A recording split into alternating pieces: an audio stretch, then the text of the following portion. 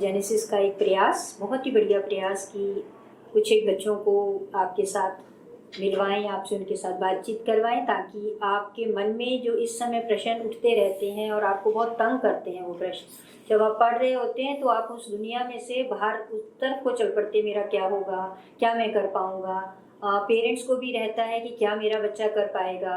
इस टेंशन में हम जब लोग रहते हैं तो ये बहुत ही अच्छा प्रयास, क्योंकि एक तो लॉकडाउन का अपना प्रेशर है हम लोगों के ऊपर, किसी पर ज़्यादा किसी पे कम, लेकिन इस लॉकडाउन ने सबको थोड़ा थोड़ा डिप्रेस किया है। तो ये जो उन्होंने प्रयास किया है कि हम आकाश को थोड़ा सुने, कुछ और भी इनके तो देखिए रिजल्ट बहुत अच्छा रहता है जेनेसिस का। तो बहुत से बच्चे यहाँ से निकलते हैं, सक्सेसफुल होते हैं, आगे अच्छे अच्छे कॉलेजेस में एडमिशन ले रहे हैं। लेकिन उसके साथ साथ बच्चे अच्छे कॉलेजेस में एडमिशन तो ले ही रहे हैं, लेकिन वो बड़े अच्छे ह्यूमन बीइंग भी हैं। पेरेंट टीचर्स के प्रति उनका जो रवैया है, घर में पेरेंट्स के प्रति, ये सब कुछ भी हमें जेनेसिस से सीखने को मिल रहा है। बहुत अच्छा माहौल है यहाँ। तो हम आज आपके क्वेश्चंस तो लेंगे ही, पहले थोड़ा थोड़ा सा हम आज की जो खास रहे हैं आकाशदीप सिंह और उसके proud father mister Virendra Mohan Singh ji आपको दिख रहे हैं, तो उनसे शुरुआत करते हैं। थोड़े से क्वेश्चंस मैं पूछ लेती हूँ ताकि वो बता पाएँ, आपके बिहाफ पर ही होंगे वो भी आपके मन में वो प्रश्न रहते होंगे। तो शुरुआत करते हैं कि जो 11th-12th में जेनेसिस ले लिया गया, सब जानते हैं कि इधर उधर घूमने के बाद हमने अपना बच्चा जेनेसिस में ही रखा ताकि हम उसकी डेली मॉनिटरिंग कर सकें, उसको अपने पास देख सकें, वो पढ़ रहा है, वो खा रहा है, हमें पूछना ना पड़े फ़ोन करके कि आकाश खाना खा लिया, आकाश बेटे उठ जाओ क्लास है, और वो नहीं उठा है तो कोई नहीं देख पा रहा, लेकिन हमने उसको अपने पास ही रखा क्योंकि हमारे पास जेनेसिस क्लासेस थी और हमने उसका पूरा फ़ायदा उठाया। तो शुरुआत करते हैं देवेंद्र जी से।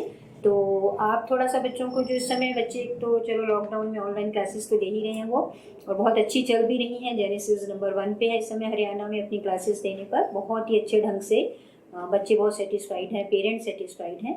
तो आप ये बताएंगे कि 11th-12th में आप बीइंग पेरेंट की क्या भूमिका रहनी चाहिए आपकी, और लॉकडाउन को भी थोड़ा सा लेके आप साथ में बताइए कि उस टाइम तो नहीं था जब आपका आकाश था तो खुला माहौल था, तो इस समय वो कैसा माहौल दें बच्चों को, और आपने कैसा माहौल दिया और वो कैसा रहा। पता तो सबको है कि आकाश को अच्छी सफलता मिली, तो आप प्रकाश डालेंगे देवेंद्र जी। Good evening. आज के सेशन में मैं आपका स्वागत करता हूं। मैडम ने मेरे से क्वेश्चन पूछा कि आकाश हमारा जेनेसिस पे था, जेनेसिस पे रहते हुए उसे बहुत अच्छी सफलता मिली, जैसा कि आप यहाँ देखते हैं उसके फोटोग्राफ्स लगे हुए हैं। तो पेरेंट्स की भूमिका क्या रही, कैसे हम लोगों ने कितने बड़े प्रेशर को मैनेज किया और इस सफलता को प्राप्त किया। प्यारे बच्चों, सबसे पहले तो मैं ये बताना चाहूँगा कि मैंने जेनेसिस को चूज किया ही क्यों। उसके पीछे बहुत बड़ा लॉजिक था। लॉजिक ये था कि भेजने को तो मैं भी चंडीगढ़ और दिल्ली के खूब चक्कर लगा बैठा था, मैंने भी बहुत बड़े बड़े इंस्टीट्यूशन देखे, उनके रिजल्ट भी देखे, पर मैंने ये सोचा कि ये जो रिजल्ट दे रहे हैं, चाहे चंडीगढ़ वाले थे चाहे वो दिल्ली वाले थे, वो कितने बच्चों में से कितने % को दे रहे हैं। सबसे बड़ी बात तो ये थी, क्योंकि वो जाते ही हमें अपनी प्रोफाइल दिखाते थे कि हर बोर्ड के स्टेट टॉपर हम लेके आए, क्योंकि उनके एजेंट घूमने शुरू हो जाते हैं, वो सभी को इकट्ठे करके कोई ना कोई उनको किसी तरह से अपने इंस्टीट्यूशन में ले जाते हैं। वो उन बच्चों में से रिजल्ट दे रहे थे, बहुत बड़े बड़े सिटीज के अंदर बड़े बड़े इंस्टीट्यूशन चलाकर वो उनमें से कुछ बच्चों के रैंक निकाल पा रहे। फिर मैंने ये सोचा कि मेरा बच्चा अगर घर से बाहर रहे, मैं चंडीगढ़ छोड़ दूं या दिल्ली छोड़ दूं, तो क्या मैं अपने बच्चे की मॉनिटरिंग कर पाऊंगा? क्या मैं अपने बच्चे के खान पान का ध्यान रख पाऊंगा? क्या मैं उसकी फिजिकल फिटनेस देख पाऊंगा? क्या मैं डेली उसकी प्रोग्रेस रिपोर्ट देख पाऊंगा? नहीं। एक दिन हम चंडीगढ़ से वापस आ रहे थे, ऑलमोस्ट डिसाइड करके कि हम चंडीगढ़ में आकाश को डालने वाले हैं। तो उसके साथी भी वहां जा चुके थे, मगर जब हमने गाड़ी में आते थे उसकी मम्मी और मैंने डिस्कशन किया तो हम इस रिजल्ट पे पहुंचे कि हमें जेनेसिस के बारे में पता लगा कि करनाल में एक इंस्टीट्यूशन है जेनेसिस, मैं चलो वहां चलते। वहां हम डायरेक्ट चंडीगढ़ से आए तो मैं उनके टीचर्स से मिला। उनके टीचर्स से मिलने के बाद मुझे ऐसा फील हुआ कि क्यों ना आकाश को अपने सामने जेनेसिस पे रखा जाए, क्योंकि यहाँ के टीचर बहुत मेहनती लगे और बाद में उन्होंने प्रूव भी किया कि वो वास्तव में बहुत मेहनती थे, डाउन टू अर्थ थे, बिल्कुल घर जैसा एटमॉस्फेयर था, उनका इतना बढ़िया टेस्टिंग सिस्टम था जब मुझे इन सभी बातों का पता लगा तो मैंने एकदम से अपना डिसीजन चेंज करके आकाश को जेनेसिस पे रखा। अब जेनेसिस पे रखने के बाद मैं ये भूल नहीं गया कि मैंने अपने बेटे को एक इंस्टीट्यूशन पे डाल दिया है, अब इंस्टीट्यूशन की जिम्मेवारी है कि मेरे बच्चे का रिजल्ट निकाल के दे। ऐसा नहीं किया। मैंने क्या किया, उसको डेली मॉर्निंग में छोड़ के जाना और इवनिंग में जब उसकी क्लास ऑफ होना उसको लेके जाना। ऐसी बात नहीं थी, क्योंकि एनटीएससी क्रैक करने के बाद मैंने उसको कहा था कि आकाश एनटीएससी लेवल 2 निकाल दे, मैं तुझे बुलेट मोटरसाइकिल लेके दूंगा, और मैंने उसी दिन लेके दी उसको। मगर मेरे बेटे ने +2 पास करने तक एक भी दिन उसकी चाबी को हाथ नहीं लगाया कि मैं कभी भी इसको लेके नहीं जाऊंगा, पापा आप ही छोड़ने जाओगे, आप ही लेने जाओगे। उसके पीछे मेरा भी मोटिव था कि मैं जेनेसिस वालों स्टाफ से रोज मिल लेता था, उनसे हेलो हाय हो जाती थी, और अपने बच्चे की कंपनी का मुझे पता लगता था कि वो क्लास में क्या कर रहा है, क्या वो कहीं डाइवर्ट तो नहीं हो रहा। उसके पीछे मेरा ये मोटिव था। तो उस मोटिव को देखते हुए मैं डेली 2 साल तक इस काम को करता रहा। इसके अलावा सबसे बड़ा मैं पेरेंट्स के लिए एक और बात बता देता हूँ कि आकाश के टेस्ट होते थे, आकाश के टेस्ट की आती थी। मैं आकाश से ज़्यादा उतावला रहता था की और क्वेश्चन पेपर को मैच करने में कि आकाश के कितने मार्क्स आने वाले। आकाश उसी वक्त मुझे कहता नहीं पापा ये 5 क्वेश्चन तो ना की में गलत है, इसका आंसर ये होना चाहिए। हम उसी टाइम रिसर्च शुरू कर देते थे, और जब तक की को चेंज नहीं करवाते थे तब तक हमें संतुष्टि नहीं होती थी। 2 साल तक मैंने जेनेसिस वालों की वो हालत बना के रखी कि वो भी मेरे से तंग हो गए थे, सर आप इतनी पेन लेते हो। तो प्लीज अभिभावक होने के नाते मैं अपने एक्सपीरियंस शेयर कर रहा हूँ, और आपको भी ये कह रहा हूँ कि प्लीज अपने बच्चे को छोड़कर सेंटर पे भूल मत जाइएगा कि अब जो करना है बच्चे ने करना नहीं, अब जो कुछ भी करना है बच्चे ने और हमने मिलके करना है। बच्चे के टाइम को हमने डबल करना है, उसकी हर पल पल हमने मदद करनी है। तो तभी आप इतने टफ एग्जाम को निकाल पाओगे, अपने बच्चे के लिए एक बहुत अच्छा रैंक निकाल पाओगे। वो आपका कलेक्टिव एफर्ट होगा। जेनेसिस तो अपना प्रयास दिन रात करते, वो कोई कसर नहीं छोड़े, ना टेस्ट में, ना उसकी एवेल्युएशन में, ना बच्चों को पढ़ाने में। आज लॉकडाउन चल रहा है, लॉकडाउन हुआ उसके बाद अनलॉक हुआ, ठीक है कि अनफॉर्चुनेटली अभी जितने भी एजुकेशन इंस्टीट्यूशन हैं वो अभी सारे लॉकडाउन की श्रेणी में है, वो सभी अभी बंद है, और शायद अभी पता नहीं कितना टाइम और ना खुल पाए। और यहाँ पर जेनेसिस ने जो प्रयास किया है आप लोगों के लिए ऑनलाइन स्टडी का, वो एक सराहनीय प्रयास है। मैं चाहूँगा कि आप उसको बहुत माइन्यूटली जज करें, उनके द्वारा दिए गए काम को, उनके द्वारा डिलीवर किए गए लेक्चर्स को, so that you can get maximum benefit out of them.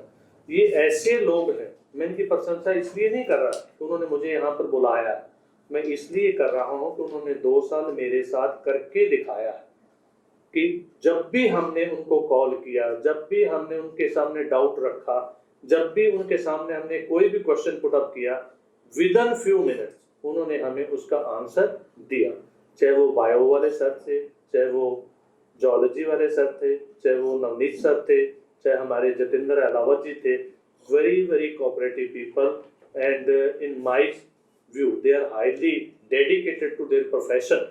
और यही कारण है कि हर साल जेनेसिस के बच्चे एक छोटे से शहर, करनाल एक बहुत छोटा शहर, अगर आप दिल्ली और चंडीगढ़ और कोटा से कंपैरिजन करोगे ना तो आप पाओगे कि हम एक गांव में रहते हैं। एक गांव में एक इंस्टीट्यूशन का होना और उसमें इतना बड़ा मुकाम हासिल करना, हर साल उस परसेंटेज को बढ़ाते जाना, चाहे वो उनका आईआईटी में हो, चाहे उनका नीट के थ्रू हो या एम्स के थ्रू हो, ये कोई छोटी बात नहीं।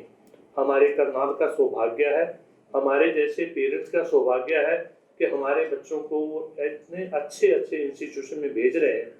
मैं तहे दिल से उनका आभार करता हूँ, प्रकट करता हूँ, और आप अभिभावकों से अपील करता हूँ कि प्लीज 2 साल तक अपने बच्चों को दोस्त बनाइए, कंधे से कंधा मिलाइए, घर में उनसे बहुत प्यार से व्यवहार कीजिए। चाहे उनके मार्क्स एक टेस्ट में कम आ गए कोई बात, बच्चे को कोई फर्क नहीं पड़ता, अगले टेस्ट में देखेंगे, अगले टेस्ट में देखेंगे, हमेशा उनको मोटिवेट रखिए, एक मोटिवेशनल मोड में रखिए, ताकि वो, क्योंकि ये 2 साल का जो पीरियड है, मैंने बहुत से बच्चों को देखा, आपने अखबार के माध्यम से, आपने मीडियम के माध्यम से सुना होगा, वो डिप्रेशन में चले जाते हैं। डिप्रेशन में जाने के बाद बच्चा कोई भी कदम उठा सकता है। हमने बच्चे को डिप्रेस नहीं होने देना, क्योंकि +2 का एग्जाम और एक मुकाम हासिल करना, चाहे आईआईटी के लिए हो या नीट के लिए हो, यही हमारे जीवन का आखिरी लक्ष्य नहीं, लक्ष्य है मगर जीवन का आखिरी लक्ष्य नहीं। जीवन अपने आप में बहुत बड़ी चीज है। तो मैं गारंटी करता हूँ कि अगर अभिभावक बच्चे का साथ दे, घर में और घर के बाहर, इस मुकाम को हासिल करने में आपको किसी भी प्रकार की समस्या नहीं आएगी, ऐसा मेरा मानना है। क्योंकि मेरा भी यही सोचना था जब मैं देखता था। अभी बातचीत चलेगी तो मैं बताऊंगा कि हम लोगों ने कैसे अपने आप को एक टारगेट में सेट किया, वो टारगेट हमने क्यों सेट किया, हम किससे प्रोत्साहित हुए, हमारा गोल क्या था और हमने उस गोल को कैसे अचीव किया। कुछ बता चुका हूँ, कुछ अभी बताता हूँ। Thank you sir. तो जैसे सर ने बताया कि हालांकि आकाश के पापा का जो सब्जेक्ट है वो सोशल साइंसेज से रिलेटेड है, फिर भी उसकी को देखना, कुछ पेरेंट्स सोचते हैं कि हमें थोड़ी साइंस आती है, हम क्या करेंगे, तो साइंस सब्जेक्ट्स हैं। ऐसे कोई बात नहीं है, आप उसके साथ लिंक्ड रहिए, बच्चे से पूछिए बेटा की आ गई, आपको कितना लगता है, कितना आप स्कोर करेंगे, ठीक स्कोर कर रहा है। इतना भी आप इग्नोरेंट मत बनिए कि हमें तो साइंस आती नहीं, हम तो देखिए देख नहीं सकते, बच्चा कर रहा है ठीक है जेनेसिस जाता है, ऐसा कुछ नहीं होता। यदि देवेंद्र जी खुद सोशल साइंसेज के रहकर, आपके पास आजकल गूगल है, सब कुछ है, फिर जैसे आकाश ने कहना कि नहीं पापा मुझे लगता है कि में ये आंसर है, मेरा ये आंसर है, तो वो उसी टाइम क्वेश्चन गूगल पे डालते, उस पर भी नहीं मिलता तो फिर टीचर को फ़ोन करते। बायो वाले टीचर जैसे बाहर से आते थे उन दिनों दिल्ली से, तो वो वहाँ भी फ़ोन उठाते और बहुत ही अच्छे ढंग से रिस्पॉन्स रहता है जेनेसिस का। तो ये सब जो चीज़ें थी ये पेरेंट्स ने लगना है। और बीइंग मदर, मैं जैसे आकाशदीप के साथ रही तो आकाशदीप का ये रहता था कि उससे हमने पूछना आकाश कितने नंबर आएंगे, तो आकाश ने जितने बताने उससे कम ही आते थे। तो हम कहते थे आकाश तू हमेशा ऐसे क्यों कहता, कहता मेरा तो टारगेट वही था ना, और मैंने उस टारगेट को अपने मन में माना कि मैंने कर लिया है, अब थोड़े कम आ गए कोई बात नहीं। तो मतलब खुश रहता था हमेशा, उसने कभी आके नहीं वो मेरे तो गलत हो गए, वो मेरे तो आज नंबर नहीं आएंगे, ऐसा कुछ नहीं था। कॉम्पिटिटर्स थे, शांतनु था, बहुत अच्छे अच्छे बच्चे थे इसके साथ। एक बच्चा था तरुण, अरुण। तो जैसे वो बच्चा था इतना खुश बच्चा, मतलब हमेशा शरारत के मूड में, लेकिन बहुत अच्छा किया उसने भी। तो हर बच्चा अपनी तरह का है, आप अपने आप को कहीं भी नीचे मत आंकिए, आप भी बहुत अच्छा करने वाले हैं। अब हम थोड़ा सा आकाशदीप से पूछते हैं कि आपकी क्या तरह की प्रेपरेशंस रही, जेनेसिस का क्या रोल रहा, पेरेंट्स का क्या रोल रहा, क्या लगा कि पेरेंट्स का ये रोल होना चाहिए, कितना होना चाहिए, कहीं आपको ऐसा तो नहीं लगा कि ज़रूरत से ज़्यादा तो नहीं लगा कभी ऐसा, या आपको लगा कि नहीं ऐसा ही था इसीलिए मैं सक्सेसफुल हो पाया। दोनों बातें आप बताएंगे, जेनेसिस का रोल भी बताएंगे, अपनी सेल्फ स्टडी का भी। तो थोड़ा सा अब आप बताइए 11th-12th में आपका कैसा रहा एक्सपीरियंस। जितने भी मैंने एग्ज़ाम्स क्वालिफाई किए हैं, जैसे कि आपने सुना है एम्स, KVPY, जितना हो गया, वो सब जेनेसिस के कारण ही हुआ है। जैसे कि अब हम किसी भी एग्ज़ाम की प्रिपरेशन कर रहे हैं तो उसके 2 स्टेप्स होते हैं, एक होता है पढ़ना, दूसरा होता है टेस्टिंग। तो इसमें बैलेंस बनाना बहुत ज़रूरी है। जैसे कि आप देखते हैं हर चीज़ में बैलेंस होता है, जैसे कि फिजिक्स में आपने कोई पुलिया क्वेश्चन है उसमें बैलेंस करना है, केमिस्ट्री में आपने इक्वेशंस बैलेंस करनी है। तो इसलिए आपको टेस्टिंग और नॉलेज दोनों में बैलेंस रखना ज़रूरी है। अगर आप सिर्फ नॉलेज ही गेन करते रहोगे तो फिर आप टेस्टिंग नहीं करोगे तो आप धीरे धीरे सब कुछ भूल जाओगे, और सिर्फ टेस्टिंग पे जोर दोगे तो जो आपका वीक है उसको कभी पढ़ ही नहीं पाओगे आप। तो जो जेनेसिस है उसने इसमें बैलेंस बना के रखा टेस्टिंग और नॉलेज में। 7 डेज होते हैं वीक में, तो 6 डेज वो क्लासेस लगाते थे और हर वीक एक टेस्ट होता ही होता था, कभी कभार तो 3-4 भी हो जाते थे, पर वो हमारे अच्छे के लिए था। तो जेनेसिस ने बैलेंस बना के रखा जिसके कारण हम भी पेपर में पूरी माइंड और बॉडी बैलेंस बना के गए और अच्छा करके आए पेपर।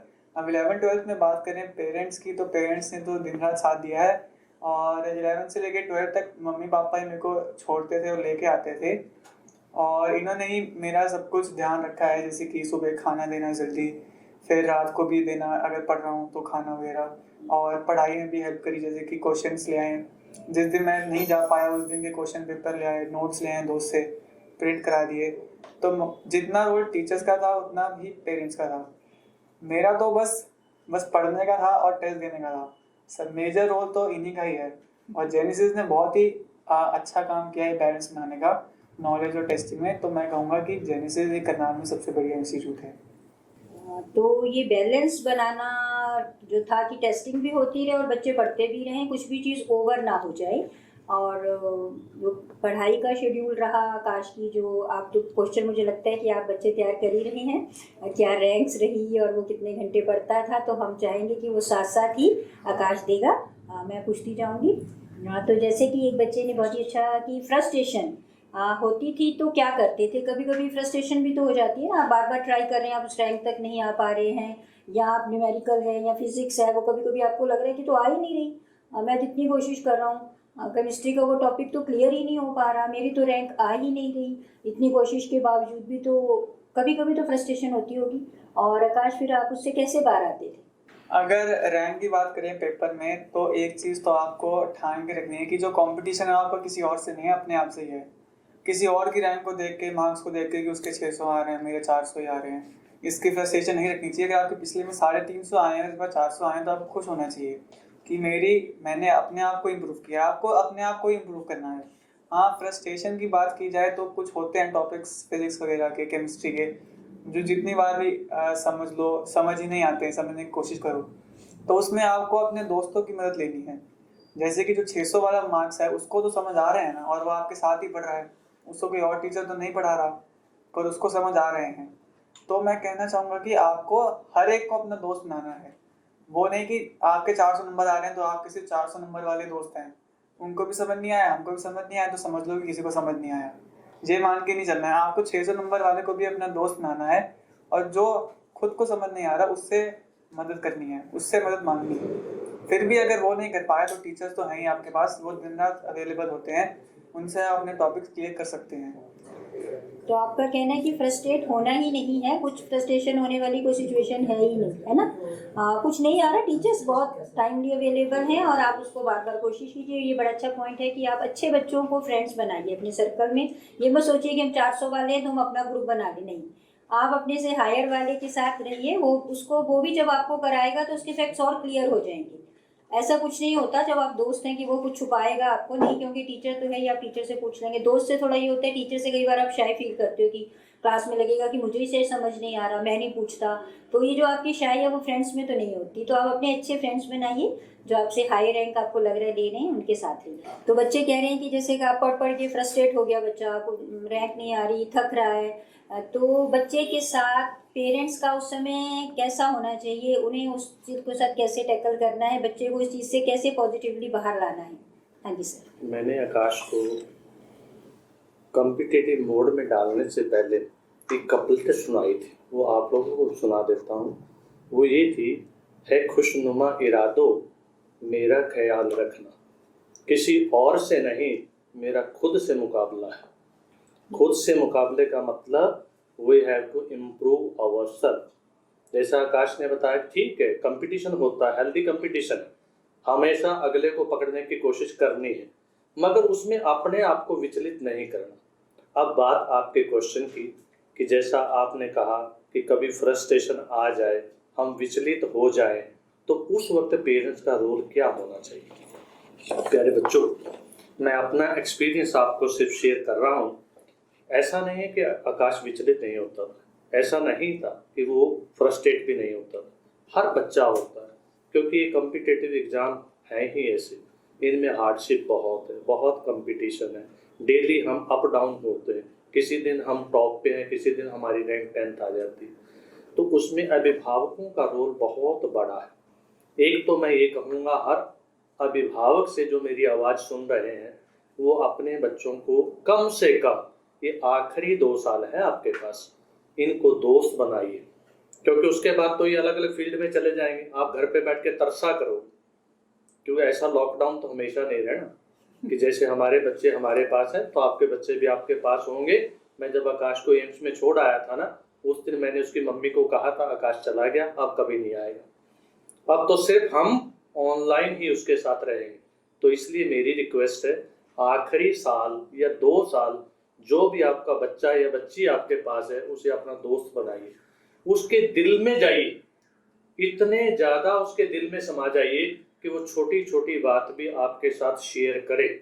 अगर बच्चा छोटी से छोटी बात आपके साथ शेयर करेगा वो कभी फ्रस्ट्रेट नहीं होगा, आई कैन गारंटी। नंबर 2, जो सुबह से शाम तक उसने पढ़ा, शाम को 6 बजे से 7 बजे का जो 1 घंटा है वो आप फिक्स कीजिए कि सारा कुछ आप उसको भुला दोगे। बुलाने का मतलब ये है कि आप उसके साथ इतना इन्वॉल्व होगे, जैसा कि मैंने किया हुआ था। अपने घर की छत के ऊपर एक बैडमिंटन कोर्ट बनवाया मैंने स्पेशल। 6 बजे से 7 बजे तक आकाश और मैं दोनों वहीं पर रहते थे। इतना पसीना बहा देते थे 1 घंटे के अंदर कि आकाश को भूल जाता था कि आज मैंने फिजिक्स में क्या पढ़ा, केमिस्ट्री में क्या पढ़ा, बायो में क्या पढ़ा, मैथ में क्या पढ़ा। वो इतना रिलैक्स हो जाता था कि उसके बाद नहा धोकर फ्रेश होकर वो दोबारा से अपनी स्टडी में लग जाता था। बच्चे को फ्रस्ट्रेशन का मौका ही क्यों देते हो आप? इतनी इन्वॉल्वमेंट अपनी उसके साथ रखिए कि उसको फ्रस्ट्रेशन का ख्याल ही ना। फिर थोड़ा सा सर ये होता है कि सब बच्चे एट द टॉप नहीं हैं, कुछ मीडियोकर्स हैं, और ये जो फ्रस्ट्रेशन है मुझे लगता है कि मीडियोकर बच्चों को ज़्यादा खींच लेती है, क्योंकि वो भी टॉप पे आना चाहते हैं। उनके पेरेंट्स भी प्रेशराइज करते हैं कि उसको देखो उसको देखो। ये जो कंपैरिजन है पेरेंट्स का, ये बच्चों को, और ये ना चाहते हुए भी पेरेंट्स की ज़ुबान पर वो कंट्रोल भी करना चाहें तो 2 मिनट कंट्रोल करने के बाद तीसरी बार उनकी ज़ुबान पर ही आता है कि उनके बेटे को भी तो देखो, उनके वो भी तो कर रहा है तो तुम क्यों नहीं, हम क्या तुम्हें कम फैसिलिटी दे रहे हैं, हम भी तो तुम्हें उसी वहीं पढ़ा रहे हैं, तुम्हें वही सारी फैसिलिटीज़ हैं, वो कर पा रहे हैं तुम नहीं कर पा रहे हो। तो ये वाला जो पॉइंट है पेरेंट्स का, ये कहीं ना कहीं बच्चों को बहुत हर्ट करता है, नेचुरल है, करता ही है। तो इन बातों की कोई महत्वता नहीं होती, उन्हें करने दीजिए, बस वो सिंसियरली और ईमानदारी से पढ़ेंगे, आपने उनको देखना है। फल ईश्वर देता है। देखिए हम तो कुरुक्षेत्र के साथ रहते हैं, गीता है कहती है कि आप कर्म कीजिए, फल तो ईश्वर ने ही देना है। आप इतना प्रेशराइज प्लीज़ बच्चों को ना कीजिए, खुश रहिए। और माँ का तो खासकर ये रोल होना चाहिए हंसाने का, गुदगुदाने का। बच्चा पढ़ रहा है उसको बिल्कुल ईजी मूड में रखिए, कोई ज़रूरत नहीं होती। मतलब कभी कभी आकाश की रैंक कम आती थी या शांतनु को पकड़ने की कोशिश करता था हमेशा, तो जब शांतनु ऊपर होता तो मैं ज़्यादा खुश होती थी। मैंने कहा वाह, इस बार शांतनु को उसकी मेहनत का अच्छे से फल मिल गया। तो we should be happy for everyone. हर एक के पेरेंट्स कोशिश कर रहे हैं, हर बच्चा कोशिश कर रहा है, तो हमें ना तो बच्चे के मन में दूसरों के प्रति नेगेटिविटी लानी है। अच्छा सा माहौल बना के रखिए, फ्रस्ट्रेशन नाम का वर्ड ही निकाल दीजिए। बच्चे कहाँ फ्रस्ट्रेशन होते हैं, ये उम्र आपकी खेलने कूदने की भी है, कीजिए मेहनत भी कीजिए, लेकिन इन चीज़ों से दूर रहिए। बिल्कुल नेगेटिविटी आपने अपने दिमाग में नहीं लानी। हाँ, जैसे बच्चे ये सोचते हैं कि हमारा तो NTSC नहीं हुआ या KVPY फर्स्ट लेवल नहीं हो पाया, तो क्या हम अच्छा नहीं कर पाएंगे नीट में या JEE में या IIT में? तो आकाश क्या लगता है आपको? किसी एक एग्ज़ाम को पास करने से हमें बाकी सब एग्ज़ाम्स की टिकट नहीं मिल जाती कि आपने NTSC किया तो आपको इसमें भी सीट दे देंगे, इसमें भी सीट दे देंगे। NTSC तो मान लीजिए कि आप एक अलग गेम है। अगर 10 गेम्स हैं तो NTSC उसमें एक गेम है, पर हर गेम का एक ही प्राइस है। वो जो है वो आपका फ्यूचर है। तो मेरे बड़े सारे दोस्त थे जिन्होंने NTSC नहीं दिया या KVPY नहीं कर पाए, जैसे कि शांतनु ने कोई भी नहीं किया था, पर उसकी इतनी अच्छी रैंक आई, मेरे से अच्छी रैंक आई। तो NTSC वगैरह बाकी टेस्ट कोई मायने नहीं करता, वो सब अलग अलग गेम्स हैं और उन सबका एक ही प्राइस है, वो है आपका ब्राइट फ्यूचर। तो क्वेश्चन एक बच्चा पूछ रहा है कि आपको कहीं लगता है कि आपसे कुछ गलतियां हुई हैं, क्योंकि हो सकता है कि आपका भी जो टारगेट रहा हो वो वाला रैंक आपका ना आया हो, उससे नीचे वाले रैंक आए हो। ठीक है कि आप लकीली आप सिलेक्शन होगी, लेकिन हो सकता है कि आपका टारगेट इससे ऊंचा रहा हो, तो आपने फिर उसके बाद एनालाइज किया हो कि यहाँ मैं कुछ पीछे रह गया, यहाँ ये मेरी कमी थी, मैंने वहाँ टाइमिंग ठीक नहीं की, मैंने उस टेस्ट की प्रिपरेशन ठीक नहीं की। कुछ ऐसा लगता है कभी आपको? तो वो क्या है चीज़? कुछ टॉपिक्स होते थे जैसे कि फिजिक्स वगैरह के या केमिस्ट्री वगैरह के, 2-3 नहीं समझ आए, मैं सोचा था चलो छोड़ दो यार, एक क्वेश्चन ही तो आएगा, छोड़ देते हैं। ये गलती नहीं करनी चाहिए, क्योंकि एक एक क्वेश्चन पाइल अप होके 10-15 क्वेश्चन बन जाते हैं। तो जो भी आपका डाउट है उसी टाइम ही क्लियर कर लीजिए और क्लास में पूछ लीजिए। मैं थोड़ा सा ऐसे ही था, मैं पूछता ही ना ज़्यादा, चुपचाप बस बैठा रहता था। पर मेरे काफ़ी सारे दोस्त थे तो पूछते थे और बहुत सारा पूछते थे, टीचर तंग हो जाते थे इनके जवाब दे के। और उसमें से काफ़ी सारे बच्चों ने अच्छा परफॉर्म किया। तो मैं यही कहूँगा कि डाउट्स जितने लिए जा सकते हैं उतने लीजिए, पर ये नहीं कि अननेसेसरी डाउट भी लेने लग जाएं। फिर इससे बाकी जो बच्चे हैं उनके डाउट्स क्लियर नहीं हो पाते हैं, जो सीरियस डाउट्स होते हैं वो नहीं हो पाते, और आपका अननेसेसरी ऐसे ही आप डाउट्स पूछते रहते हैं। पहले खुद ट्राई कीजिए 2-3 बार, उसके बाद अगर ना समझ आइए फिर पूछिए। और नोट्स पढ़नी चाहिए, टीचर्स वगैरह के बना के रखनी चाहिए। मैं बस सुनता था तो मेरे नोट्स भी कम ही बनते थे। और नोट्स बनाने की बात की जाए तो मैं तो सिर्फ एक ही पेन से लिखता था, जैसे कि ब्लू पेन ले लिया। अब ये कलर का भी बहुत ज़्यादा फर्क पड़ता है। मैंने देखा है यहाँ पे मेडिकल में आके कि कई बच्चों ने नोट्स में 10-10 कलर यूज़ किए हुए होते हैं, और उनके नोट्स देख के ही मन खुश हो जाता है कि यार हमें पढ़ने का मन कर रहा है अब। और अपने नोट्स देखो तो बिल्कुल बकवास होते हैं, एक ही कलर में लिखे होते हैं, मन नहीं करता पढ़ने का। अब शांतनु को देखा जाए तो 3-4 कलर यूज़ करता था। मेरे पास तो मुश्किल से एक पेन होता था, वो भी मैं किसी से ले लेता था। मेरा नोट्स बनाने में बिल्कुल ध्यान नहीं था, इसलिए मुझे थोड़ी सी प्रॉब्लम हुई आखिरी में रिवाइज करने के लिए। तो नोट्स रेगुलरली बनाइए और डाउट्स लीजिए। तो ऐसा भी कुछ रहा होगा जो आपने नोटिस की होगी कि ये बच्चा कर सकता था, मेरा साथी है और इतना अच्छा परफॉर्म नहीं कर पाया, तो वो ये गलती कर रहा था या डिस्ट्रैक्ट हो रहा था या कोई और अपनी एनर्जी लगा रहा था, तो कुछ ऐसे बच्चे भी रहे होंगे। तो कुछ आप उन बच्चों की गलतियों पर बताइए। नाम प्लीज़ मत लीजिएगा, नहीं तो आपको पिटाई होने वाली है शाम को दोस्तों से। तो आप ये बताइए कि क्या थे वो बच्चों की, आपने क्या नोटिस की वो गलतियाँ। मान लीजिए कि क्लास खत्म हो गई 2 बजे, तो मेरे को तो पापा भी लेके चला तेरे 2 बजे, तो मेरा वहाँ टाइम सेव हो गया। बाकी बच्चे 1-1 घंटा 1.5 घंटा दोस्तों से गप्पे मार रहे हैं, टाइम वेस्ट कर रहे हैं। फिर इतना टाइम वेस्ट कर देंगे और घर जाएंगे, फिर इतनी बातें करिए, थक जाते हैं, वो 2-3 घंटे और सो जाते हैं। तो टाइम वेस्ट करते हैं वैसे अपने आप ही। दूसरी है कि कोई लोग बच्चे क्लास में ध्यान नहीं देते, कहते हैं कि ये तो हम घर जाके पढ़ लेंगे या बुक से पढ़ लेंगे या किसी दोस्त के नोट्स ले लेंगे, उससे रिवाइज कर लेंगे, खुद क्या पढ़ना है, अभी फ़ोन पे बैठते हैं, एसी में बैठ रहे हैं। तो कुछ बच्चे ऐसा टाइम वेस्ट करते हैं। कुछ बच्चे एक तो है टेस्टिंग वाली बात। टेस्टिंग तो आपकी चाहे तैयारी हो या ना हो, आपने टेस्ट तो देना ही देना है। कुछ बच्चे सोचते हैं कि सब तो छुट्टी होगी हमारी, तो क्या करना है, टेस्ट दे के नंबर तो आएंगे नहीं, फिर पेरेंट्स भी डांटेंगे कि रैंक अच्छी नहीं आई, दोस्त भी कहेंगे यार तेरी तो अच्छी रैंक नहीं आई है। तो ये टेस्ट तो आपने देना ही देना है, चाहे जो भी हो जाए। तो ये गलतियाँ नहीं करनी है। सिलेक्शन पे क्या रिएक्शन रहा?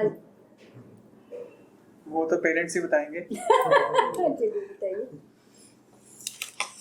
कि आपका क्वेश्चन बहुत अच्छा है कि हमारा रिएक्शन क्या था। शायद मैं ये कहूँ कि हमारे पाँव जमीन पर नहीं थे। क्यों नहीं थे, उसके पीछे भी एक बहुत बड़ा लॉजिक है। क्योंकि मुझे ऐसा लगता था कि हम लोग तो डॉक्टर हैं नहीं, हमारा जो टारगेट था, जिसको हम बीट करना चाहते थे, जिसको हमने अपना गोल समझ के पढ़ाई की, वो हमारे साथ एक स्टूडेंट था। क्या नाम था? कार्तिक। कार्तिक। उसकी मम्मी और मैं दोनों एक ही स्कूल में टीच करते थे। हमेशा मेरे को सुनने में मिलता था कि 11th में आकाश ने और 12th में कार्तिक ने कब्जा कर रखा जेनेसिस पे, वो किसी को टॉप करने नहीं देते। तो मुझे अंदर से तो बहुत खुशी होती थी, मगर जो मुझे ये बात कहा करता था, मुझे लगता था टॉन्ट कर रहे हैं। चलो कोई बात नहीं, 2 साल तक हम ये बात सुनते रहे। मगर जब 2 साल के बाद कार्तिक ने भी बहुत अच्छा रैंक दिया, उसने भी टॉप किया जेनेसिस को, और आकाश आपके सामने आज बैठा हुआ है कि उसने हर टेस्ट NTSC से लेके KVPY, JIPMER, NEET, AIIMS, bio olympiad सब क्लियर किए। और जिस दिन फाइनली उसका रिजल्ट आया, आई वॉज ड्राइविंग, आकाश का फोन आया, पापा एम्स का रिजल्ट आया। तो मैंने गाड़ी रोक ली साइड पे, मैं यार बता दे रैंक क्या आया हमारा। उसने रैंक बताया, मेरा दोस्त मेरे साथ था। मैं स्टेट वे घर आया और मेरा दिल कर रहा था कि मैं, रात हो चुकी थी, नहीं तो मैं ढोल वालों को बुलाता, रात को कोठी के बाहर अपनी ढोल बजवाता। वो काम मैंने अगले दिन किया। जेनेसिस पे इतने ढोल बजवाए कि जेनेसिस भी हैरान था कि ऐसा भी हो सकता है क्या। सारे करनाल ने वो ढोल की आवाज सुनी और हमारा डांस देखा। बच्चों, मैं एक छोटी सी आपको कहानी सुना, क्योंकि अभी आपकी फ्रस्ट्रेशन की बात आई, आपकी पेरेंट्स की बात आई कि नंबर कम आते हैं तो पेरेंट्स क्या कहते हैं। आपने अपने पेरेंट्स से पूछ लेना, अगर मेरी बात समझ ना आए। नट कौन होते हैं? नट वो होते हैं जो तमाशा दिखाते हैं, जो रस्सी पे कूदते हैं, जो रस्सी पे चल के दिखाते हैं। एक नट था, वो खूब तमाशा दिखाया करता था, पूरी जिंदगी उसने तमाशा दिखाया। वो बूढ़ा हो गया। बूढ़ा होने के बाद वो काम उसने अपने बेटे को सौंप दिया। मगर वही बात जैसे मैं करता था, अपने बेटे को देखने के लिए वो हर तमाशे में जाता था, और हर तमाशे के बाद एक ही बात कह देता था, जब सारी दुनिया ताली बजा रही होती थी, कि बेटा कसर रह गई। जो 2 साल तक मैं करता रहा, आकाश टॉप भी करता था, मैं फिर भी कह देता था आकाश कसर रह गई। एक दिन बेटा फ्रस्ट्रेटेड हो गया, कहने लगा पापा इससे ज़्यादा मैं क्या करके दिखाऊं। वो कहता बेटा ये मेरा धर्म है, जिस दिन मैंने कह दिया कि तेरे में परफेक्शन आ गई उसी दिन तेरा डाउनफॉल शुरू होगा। पेरेंट्स का हमेशा ड्यूटी बनती है आपको करेक्ट करना और ये कहते रहना बेटा अभी कसर रह गई, so that you can achieve your target. क्योंकि पेरेंट्स ही एक ऐसे हैं और अध्यापक एक ऐसे हैं जो आपको अपने से ऊपर देखना चाहते हैं। एक मैंने रिसर्च और की जेनेसिस पे रहते हुए, उस रिसर्च पे थोड़ा सा प्रकाश डाल देता हूँ कि पिछले साल का आप रिजल्ट उठाइए, IITN, एम्स और नीट में जितने बच्चे गए उनका संबंध एक कम्युनिटी से था। वो कम्युनिटी थी आपके एजुकेशन डिपार्टमेंट। मैक्सिमम बच्चे एजुकेशन डिपार्टमेंट में जिनके पेरेंट्स काम करते हैं वो सारे के सारे बच्चे क्लियर करके या एम्स में पहुंच गए या नीट के थ्रू अच्छा कॉलेज ले गए या IITN या बिट पिलानी अच्छे अच्छे कॉलेज में गए। मैं ये क्यों बता रहा हूँ कि अभिभावक का रोल बहुत अहम है। अगर आपके बच्चे अध्यापक नहीं है, कोई बात नहीं, किसी और फील्ड में है, तो मेरी इस बात को पल्ले बांध लें कि 2 साल तक जो टाइम आपके पास बचा हुआ है, अगर 1 साल +2 में बच्चा है तो जो टाइम बचा हुआ है आप कंधे से कंधा मिला के बच्चे के घर में और घर के बाहर उसका साथ दीजिए। बचे हुए टाइम को डबल आवर में बदल दीजिए ताकि आपके बच्चे को मुड़ के देखना ना पड़े जिस दिन रिजल्ट आए +2 का या रिजल्ट आए KVPY का या रिजल्ट आए नीट का, रिजल्ट आए एम्स का, रिजल्ट आए IIT का।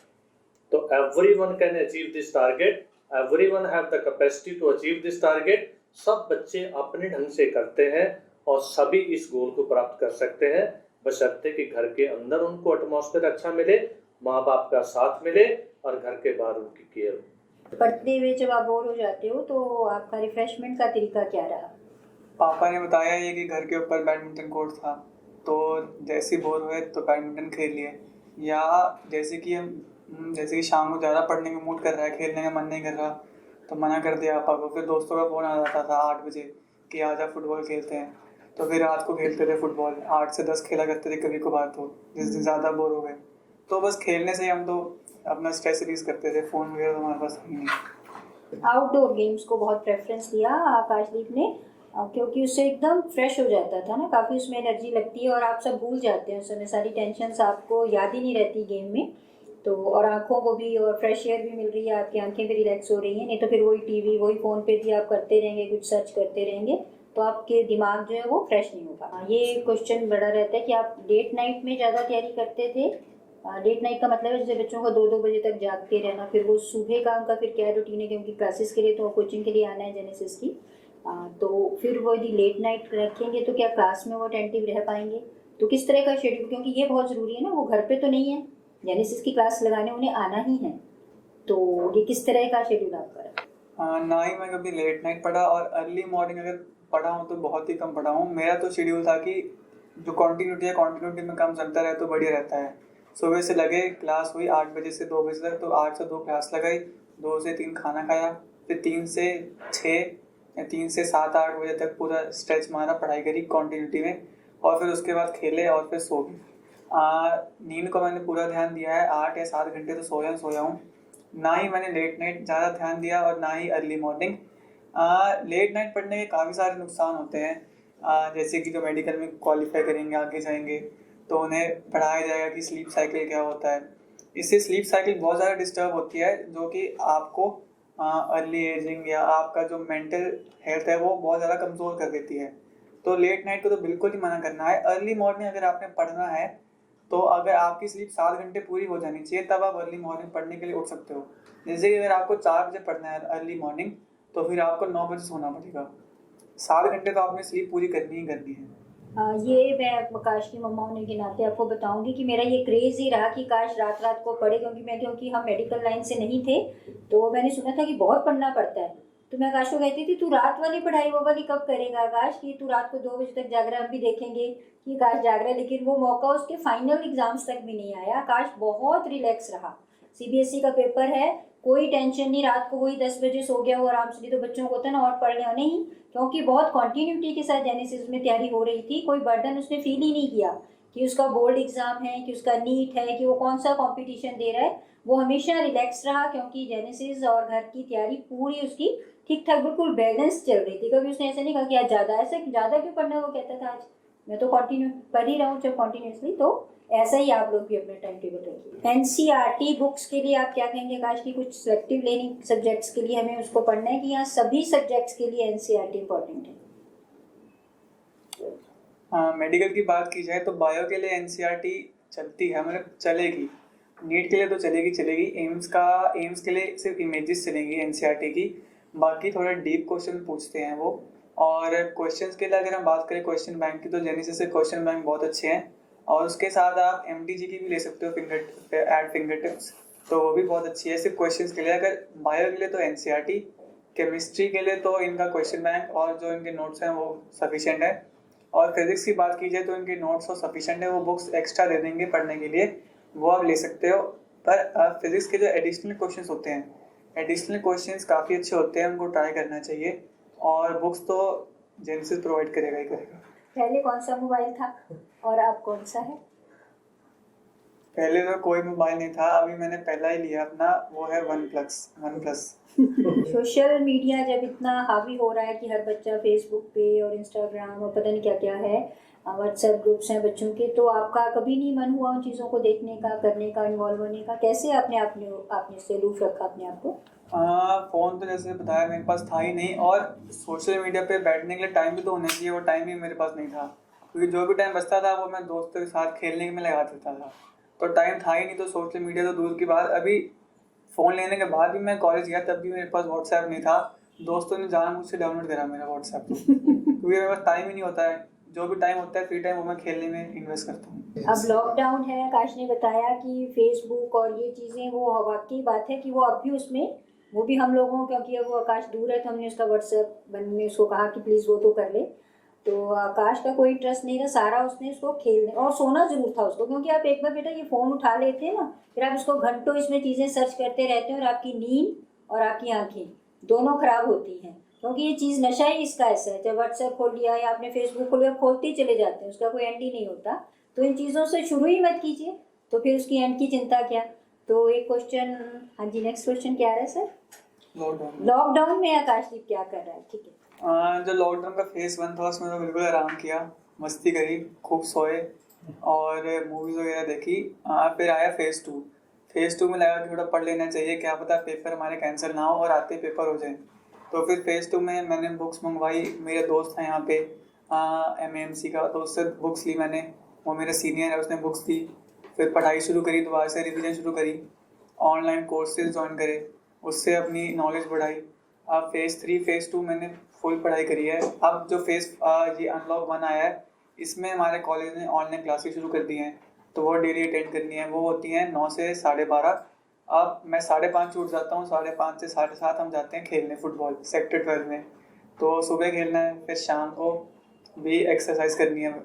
तो मेरा पूरा शेड्यूल पूरा बिजी है, पर कोई भी सोशल मीडिया का इस्तेमाल नहीं करता। जो ऑनलाइन और जो ऑफलाइन वाली क्लासेस थी, जो आपकी रेगुलर क्लासेस होती हैं, देखो उसमें तो और ही मज़ा है। आप आ रहे हैं, तैयार हो रहे हैं, शूज़ पहने, जब आप घर पर ही हैं, आप कुछ भी नहीं कर रहे हैं, बस बेड पे लेटे लेटे आपके सामने चल रहा है, आप उसको सुने जा रहे हैं, मतलब एक एक्टिव मोड में नहीं आ पाते बच्चे। ऐसा लग रहा है ना हमें भी कि ये तो बहुत ईजी हो गया कि आप बेड पे बैठे बैठे ही क्लास आ रही है, आप उसको सुन रहे हैं, ना तो टीचर आपको टोक रहा है कि आप ठीक होके बैठिए, आप सुन क्यों नहीं रही, मतलब काफ़ी चेंज हो गया। तो इसको आप कैसे ले रहे हैं? किस तरह से बच्चों को इसमें इन्वॉल्व होना चाहिए, किस तरह से इसका फ़ायदा उठाना चाहिए जो क्लासेस आ रही हैं?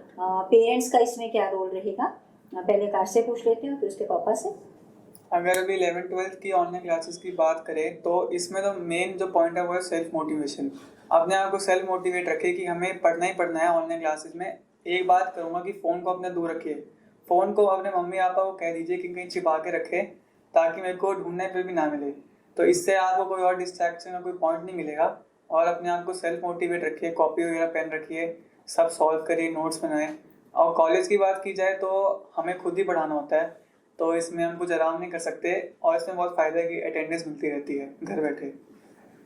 सोशल मीडिया की बात चल रही है तो थोड़ा प्रकाश मैं भी डाल देता हूँ कि एनटीएससी आकाश ने क्रैक +2 अभी देने के लिए हम लोग गुरुग्राम जा रहे थे, तो मैंने आकाश को एक बात कही, मैं आकाश मेरी बहुत इच्छा है कि तू एनटीएससी लेवल 2 क्रैक करके दिखा और इसमें बहुत बढ़िया रैंक निकाल के दिखा, तो मुझे आखिरी साल जिस दिन तेरा रिजल्ट आएगा मैं तुझे बुलेट मोटरसाइकिल लेके दूंगा, क्योंकि चलाने की इच्छा तो मेरी खुद की थी, सच्चाई तो ये थी। तो इसने क्रैक किया, बहुत बढ़िया रैंक निकाल के लाया, मैंने उसी वक्त जाके बुलेट मोटरसाइकिल खरीदी। आकाश इतना पक्का रहा कि 11th और 12th 2 साल तक इसने चाबी को हाथ नहीं लगाया, खूब मैंने चलाई, आज भी मैं चला रहा हूँ, अप डाउन करने के लिए इसका उसी का यूज किया मैंने।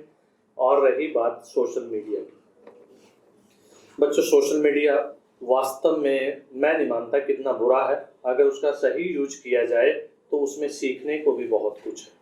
जैसे अब क्लास आकाश की लगती है, मगर मेरी आदत वही है कि आज भी मैं जा के देखता रहता हूँ कि आकाश पढ़ा रहा है, कि आकाश पढ़ रहा है, कहीं ये तो नहीं कि अटेंडेंस के लिए सोशल मीडिया पे तो क्लास चल रही है, आकाश सोया पड़ा हो। मगर हमारे महात्मा जी की कैसी आदत है कि एक बार सीधे चौकड़ी मार के बैठ गए तो वैसे बैठे रहते जैसे महात्मा बुद्ध बैठा हो, ना तो उन्होंने झुकना, ना उन्होंने हिलना, ना पीठ लगानी कहीं भी। और उसकी मम्मी मेरे साथ कंपैरिजन करती रहती है कि आप तो 5 मिनट भी सीधे नहीं बैठते, और वो सारा दिन बैठा रहता है। बच्चों ऐसी आदत डालिए, क्योंकि बहुत हार्ड है life, hard in the sense you have to put very hard work in coming years, not only in 11th and 12th, after that when you will achieve your target, you are going to get admission in IIT, you are going to get admission in AIIMS, you are going to get admission in NEET, you have to put much hour as compared to you are putting today।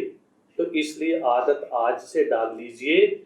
हम ये कहते रहते हैं कि ठीक है कि ये क्रैक कर ले, ये क्रैक कर ले, बस उसके बाद लाइफ जो है बहुत स्मूथ हो जाएगी, ऐसा नहीं। हर स्टेप के ऊपर आपको हार्ड वर्क करना है। सोशल मीडिया का प्रयोग कीजिए, मैं ये नहीं कहता कि, मगर अच्छे काम के लिए कीजिए। उसको खोल के जैसे व्हाट्सएप, फेसबुक, ये बुक, टिकटॉक, फलाना ढिकड़ा मुकड़ा ये मत देखिए, सिर्फ अपने काम पे कंसंट्रेट कीजिए। जैसे मैंने शायद आपको नहीं बताया, फिर भी बता देता हूँ। हम जब बच्चे थे तो हमारे टाइम में ये ट्रांसपोर्टेशन के साधन इतने नहीं थे, लोग तांगे पे सवारी करते थे। उसके अंदर घोड़ा होता है या घोड़ी होती है। आपने मम्मी पापा से पूछिए कि घोड़े वाला या तांगे वाला, उस घोड़े की आंखों पे चमड़े के 2 ऐसे वो लगा देता है कि घोड़ा बिल्कुल सीधा देखे, दाएं बाएं ना देखे। अगर उसने दाएं बाएं देख लिया वो तांगे को कभी नहीं खींचेगा। आप बिल्कुल उस घोड़े से प्रेरित होइए, उस तांगे वाले से प्रेरणा लीजिए कि उसने घोड़े की आंखों के दोनों साइड चमड़े के टुकड़े क्यों लगा रखे, आप भी प्लीज लगा लीजिए। बिल्कुल सीधे टारगेट पे देखिए।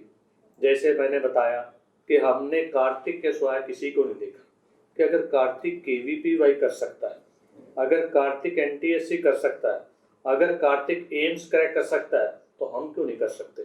हमने उसको टारगेट किया, और कुछ मैं ये नहीं कहता कि हमने उसको हर जगह बीट किया, कहीं हम उससे पीछे रहे, कहीं हम उससे आगे रहे। आप अपना एक टारगेट सेट कर लीजिए, अपना एक गोल सेट कर लीजिए, और उस गोल को अचीव करने के लिए जितनी आपके अंदर ताकत है पूरी ताकत झोंक दीजिए। वो दिन दूर नहीं जब आकाश की जगह आप बैठे होंगे, आपके अभिभावक बैठे होंगे, वो भी मेरी तरह ऐसे ही लोगों को गाइड कर रहे होंगे, अपना एक्सपीरियंस बता रहे होंगे। कोई मुश्किल काम नहीं। सेल्फ स्टडी का बहुत बड़ा रोल रहता है। बेशक हम बहुत सारा श्रेय जेनेसिस को देते हैं, लेकिन जेनेसिस तो सभी बच्चों को एक सा पढ़ा रहा है। वो कोई पार्शियलिटी नहीं करता कि आकाश को ज़्यादा टाइम दे और किसी और बच्चे को कम। तो फिर कुछ बच्चे थोड़ा सा क्यों अच्छी परफॉर्मेंस नहीं कर पाते, मुझे लगता है कि इसमें कहीं ना कहीं सेल्फ स्टडी का भी बहुत रोल है। तो आकाश, आप कैसे सेल्फ स्टडी को मेंटेन कर रहे थे अपने, कैसे आपने की अपनी सेल्फ स्टडी? सेल्फ स्टडी मैंने 6th या 7th क्लास से शुरू कर दी थी। स्कूल आए तो 6th 7th में तो क्या ही होता था, होमवर्क 1-2 घंटे पढ़ते रहे, पर करते सेल्फ स्टडी थे और कंसंट्रेशन से करते थे। अब 1-2 घंटे धीरे धीरे 2-3 हो गए, 2-3 से 4-5 हो गए, अब 12th तक वो 6-7 घंटे तक आ गई। तो सेल्फ स्टडी के लिए आपको शुरू से करना पड़ेगा। मतलब ऐसे नहीं है कि एक ही आपने दिन किया, एक ही दिन से आपका 6-7 घंटे की सेल्फ स्टडी बन गई, बैठने की वो बन गई प्रैक्टिस। तो प्रैक्टिस आपको शुरुआत से करनी पड़ेगी सेल्फ स्टडी के लिए। और मैं 11th-12th में 5-6 घंटे सेल्फ स्टडी करता था, पर जितनी करता था फुल करता था।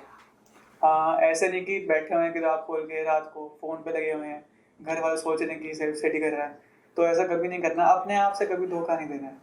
हाँ, ऐसा तो बहुत बार हो जाता था। आकाश का जो टारगेट रहता था उससे कई बार नंबर कम आ जाते थे। यहाँ ऐसा होता है ना, बाइफरकेट होता है कि बायो में इतने आ रहे हैं, फिजिक्स में इतना कर रहे हैं स्कोर, और बड़े अच्छे से आता था वो सारा ना। पेपर होता था जब जेनेसिस का, तो सब्जेक्ट वाइज बड़ा अच्छा आता था, वो पूरी लिस्ट आती थी किस बच्चे ने किस सब्जेक्ट में कितने मार्क्स लिए, तो कंपैरिजन तो होता ही था। तो आकाश, आपको भी कभी कभी लगता होगा ना किसी सब्जेक्ट में आप कम परफॉर्म कर रहे हैं, कभी कम नंबर आ रहे हैं, तो फिर कैसे करते थे आप? उसका क्या रिएक्शन रहता था आपको उसमें? टेंशन तो मैंने बिल्कुल भी नहीं ली। अगर नंबर कम आया चलो ठीक है, अगली बार देख लेंगे। आखिरी पेपर तो है नहीं, आखिरी पेपर तो हमारे नीट और एम्स ही हैं। ये पेपर तो हमारे सिर्फ प्रिपरेशन के लिए है। अगर इसमें गलती होगी तो अच्छी बात है, क्योंकि अगर हमारे सब में अच्छे नंबर आते रहेंगे, हम सोचेंगे अब तो हमें क्या जरूरत पढ़ने की, नंबर तो आ ही रहे हैं, उसमें भी मार लेंगे नंबर। पर अगर आपके जब तक आपको फेलियर नहीं मिलता तब तक आप कोशिश करोगे ही नहीं।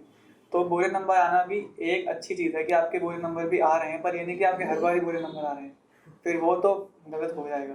तो अच्छे नंबर के साथ आपके कभी कभार 1-2 रैंक नीचे भी आनी चाहिए, ताकि आपको लगे कि नहीं इस बार कुछ गलती हो गई है, इसको इम्प्रूव करना है। एक छोटी सी बात मैं यहाँ और ऐड कर देता हूँ कि आकाश आज एम्स में है, मगर आकाश कभी भी मेडिकल में डॉक्टर बनना नहीं चाहता। आकाश एक टारगेट लेके चला था right from the first day 11th class से कि मुझे KVPY क्रैक करना है और IISc बेंगलोर में मुझे एडमिशन लेना है। उसने ऐसा ही किया। KVPY में टॉप रैंकर था वो जेनेसिस का, और उसका एडमिशन 100% पक्का था। एडमिशन हुआ उसका बेंगलोर में IISc में, मगर मेरे मन में कुछ और चल रहा था, उसके मन में कुछ और चल रहा था।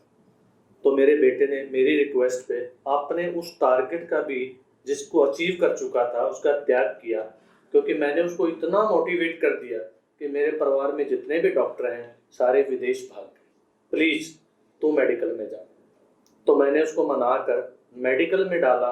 उसने फिर मेरे सामने एक शर्त रख दी कि पापा मैं मेडिकल में चला जाता हूँ मगर मैं प्रैक्टिस नहीं करूँगा। तो कोई बात नहीं, मैंने उसकी शर्त मान ली। मुझे पता है कि जब वो 8 साल करेगा तो ऑटोमेटिकली प्रैक्टिस करने की आदत उसको खुद हो जाएगी। तो उसने मेडिकल और नॉन मेडिकल दोनों में जेनेसिस में इतना बढ़िया परफॉर्म किया कि जब आपका लेवल 1 होता है इसका इंजीनियरिंग का, लेवल 1 में भी हमने 98 पॉइंट समथिंग अचीव किए थे।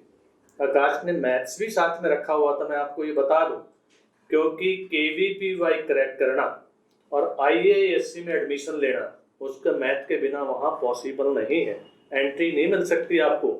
अगर आपका टारगेट IISc बेंगलोर हो कि मुझे साइंटिस्ट बनना है, तो आपको मैथ भी साथ में रखना है। मैथ के बिना KVPY क्रैक करने का बेंगलोर टारगेट नहीं हो सकता। हो सकता है कि आप KVPY क्लियर कर लो, मगर आप बेंगलोर एडमिशन नहीं ले सकते। तो इसका पहला टारगेट बेंगलोर था। अब हमारा एडमिशन का जो प्रोसेस चला, क्योंकि अब जिसके हाथ में ज़्यादा कुछ होता है ना, तो फिर वो ज़्यादा ट्राई करता है। अब जिपमर क्लियर था, सबसे पहला हम जिपमर में गए। जिपमर का मतलब पौंडीचेरी पहुंचे, वहाँ एडमिशन मिला, हमने ठुकरा दिया कि हमें यहाँ नहीं रहना। आकाश कहता है यहाँ का मौसम ठीक नहीं, चलो पापा बेंगलोर चलते हैं, क्योंकि दिमाग में बेंगलोर चल रहा था कि IISc चलना है, तो हम बेंगलोर जाके एडमिशन ले लिया। मैंने इसका ब्रेन वॉश किया वहाँ बहुत अच्छे से साथ रह के, और इसको उठा के ले आया, और आज आपके सामने बैठा हुआ है एम्स का स्टूडेंट बन के। आज वो एक डॉक्टर बनने की तरफ है। ये परमात्मा करे, मेरी तो यही इच्छा है कि वो बहुत अच्छा सा डॉक्टर बने, साथ में एक ह्यूमन बीइंग बने, और मेरे जो इच्छा है उसको पूरा करे कि लूट सूट की दुनिया से बाहर गरीब और आम जन की सेवा करे। मेरी ये इच्छा है, एक ऐसा इंसान और एक ऐसा डॉक्टर बने कि जो समाज की सेवा करता हो और आपके करनाल की सेवा करे। तो ब्रेन वॉश भी चलता है। यदि आप अच्छे फ्रेंड हैं अपने बच्चों के साथ, तो हमने कोई प्रेशराइज नहीं किया भाई कि उसको तू अपना छोड़ और वो बन। उसकी टीचर्स की भी यही इच्छा थी। यहाँ पर उसके जो फिजिक्स नवनीत सर है, वो हमेशा कहते थे नहीं नहीं MBBS करनी है, हमने तो डॉक्टर बनना है। तो क्योंकि बच्चों के अच्छे के लिए सोचते हैं टीचर्स भी और पेरेंट्स भी। और फिर भाग्य ने भी यही साथ दिया कि वहाँ का एडमिशन IISc का थोड़ा सा लेट हो गया और हम इस तरफ चल गए। तो ये बहुत ही अच्छा सेशन रहा जेनेसिस का बहुत अच्छा प्रयास रहा, आपके बहुत से प्रश्नों के उत्तर आपको मिल गए होंगे। तो बी पॉजिटिव, बड़े प्यार से पढ़िए, ईमानदारी से पढ़िए, अपने साथ ईमानदार रहें। आकाश अपने साथ ईमानदार रहा, किसी को धोखा ना दीजिए कि आप फ़ोन पे कर कुछ रहे हैं और पढ़ नहीं रहे हैं, ये बिल्कुल मत रखिए। माँ बाप तो हमेशा आपके लिए हैं, parents are always for you. So great thanks to Genesis. ये बहुत सारा इसमें जो श्रेय है वो जेनेसिस क्लासेस को ही जाता है। जो कुछ भी हो रहा है, यदि आज ये सेमिनार हो रहा है हमारा, इसका भी और मेरे बच्चे की सक्सेस का भी। बहुत अच्छा स्माइलिंग फेस वाले टीचर्स और बहुत अच्छा माहौल, बहुत ही लाइट, बहुत ही अच्छे माहौल में मेरा बेटा यहाँ पढ़ा। Thanks a lot again, thank you. Thanks Genesis again for giving us such a homely atmosphere here। और जितने भी हमने टारगेट अचीव किए, केवल मैं एक बात ऐड करना भूलूंगा नहीं कि आकाश केवल और केवल जेनेसिस पे पढ़ा है। उसने बायो की कहीं और नहीं रखी, फिजिक्स के लिए कहीं और नहीं गया, केमिस्ट्री कहीं और से नहीं पढ़ी, कहीं पर भी नहीं गया। सबसे बड़ी बात तो यह है कि वो किसी और टीचर के पास नहीं गया, केवल और केवल जेनेसिस के टीचर्स के सहयोग से वो इस मुकाम पे पहुंचा कि आज उसका कोई भी टेस्ट ऐसा बाकी नहीं रहा जिसका हमें पश्चाताप हो कि यार उसका तो ये हुआ था, हमारा नहीं हुआ। आज हमारे, वो कहते हैं ना कि so many feather in our head, तो आज हमारे हेड में वो सारे तमगे लगे हुए हैं और जेनेसिस की वजह से हैं। मैं आपको भी यही कहूँगा कि भटकने की जगह सिर्फ एक जगह कंसंट्रेट करो और कंसंट्रेशन के साथ आप भी वो टारगेट अचीव करोगे, ये मेरा ऐसा मानना है। और एक दिन अगले साल जब आप इस टारगेट को अचीव करोगे तो हम बधाई देने आपको फिर आएंगे। और प्लीज़ ईमानदारी के साथ अपने पेरेंट्स के जो सपने हैं उनको पूरा कीजिए। कहीं कमी रह जाती है, कोई गलती हो जाती है तो पेरेंट्स को इन्वॉल्व कीजिए, उनको बता दीजिए और टीचर का सहयोग लीजिए और अपने टारगेट को आप पक्का पक्का पक्का पक्का अचीव करोगे, ऐसा मेरा मानना। Thank you.